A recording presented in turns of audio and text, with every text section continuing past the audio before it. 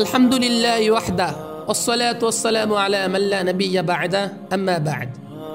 মানুষের প্রতি অমানবিক আচরণ করা, মানুষের অর্থ সম্পদ অন্যায়ভাবে দখল করা, প্রত্যেক বস্তুর যথাযথ হক আদায় না করা অত্যাচার। অত্যাচারী মানুষকে মানুষ ভয় করে, এর পরিণাম জাহান্নাম। সাধারণত সবল মানুষ দুর্বল মানুষের প্রতি অত্যাচার করে থাকে। আর আল্লাহ তাআলা বলেন, ইন্নাহু লা ইউহিব্বুজ জালিমিন, নিশ্চয় আল্লাহ তাআলা অত্যাচারীদের পছন্দ করেন না। আল্লাহ তাআলা আরও বলেন, ইন্নামা সাবিলু আলাল্লাযীনা ইয়াজলিমুনান নাস ওয়া ইয়াবগুনা ফিল আরদি বিগাইরিল হক উলাইকা লাহুম আযাবুন আলীম।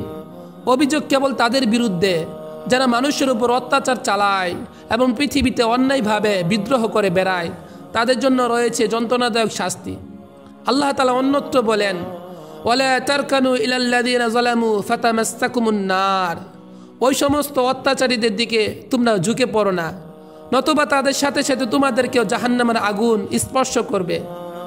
আল্লাহ তাআলা অন্যত্র বলেন, ওয়াসায়ালামুল্লাযীনা যালামু আইয়া মুনকালাবি ইয়ানকালিবুন, অতি সত্বর জালেমরা জানতে পারবে তাদের গন্তব্যস্থল কেমন।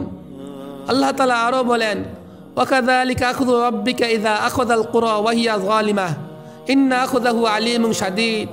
আপনার প্রতিপালক যখন কোনো অত্যাচারী জনপদকে ধরেন তখন এমনিভাবেই ধরেন, নিশ্চয় তার পাকড়াও খুবই মারাত্মক।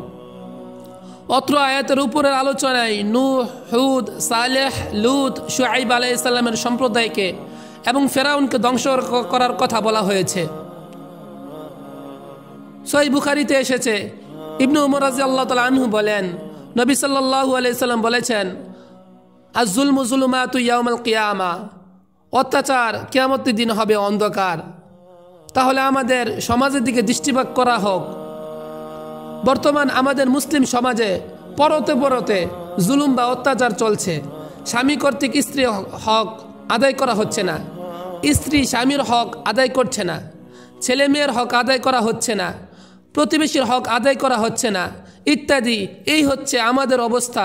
আল্লাহ তাআলা আমাদেরকে প্রত্যেকটা জিনিসের যথাযথ হক আদায় করার তৌফিক দান করুন।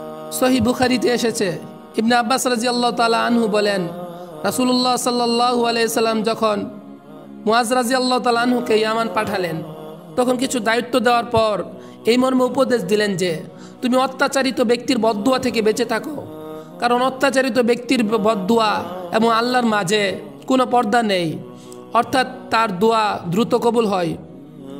সহিহ বুখারীর অন্য জায়গায় এসেছে, সাঈদ ইবনে যায়েদ রাদিয়াল্লাহু তাআলা আনহু বলেন, রাসূলুল্লাহ সাল্লাল্লাহু আলাইহি সাল্লাম বলেছেন, মান আখাযা শিবরাম মিনাল আরদি যুলমান ফাইন্নাহু ইউতাওয়াকুহু ইয়াউমাল কিয়ামা মিন সাবঈ আরদুনা, যে ব্যক্তি অত্যাচার করে অর্ধ হাত জমিন দখল করবে, নিশ্চয় কিয়ামতের দিন অনুরূপ 7টি জমিন তার কাঁধে ঝুলিয়ে দেওয়া হবে। সহিহ মুসলিমে এসেছে, আবু হুরায়রা রাদিয়াল্লাহু তাআলা আনহু বলেন, রাসূলুল্লাহ সাল্লাল্লাহু আলাইহি সাল্লাম বলেছেন, লা তুআদ্দুন্নাল হুকুক ইলা আহলিহা ইয়াউমাল কিয়ামাহ হাত্তা ইউকাদা লিশ-শাতিল জালহাই মিনাশ শাতিল করনা। কিয়ামতের দিন প্রত্যেক পাওনাদারকে তার পাওনা চুকিয়ে দিতে হবে, এমনকি শিং বিশিষ্ট বকরির নিকট থেকে শিংবিহীন বকরির প্রতিশোধ গ্রহণ করা হবে।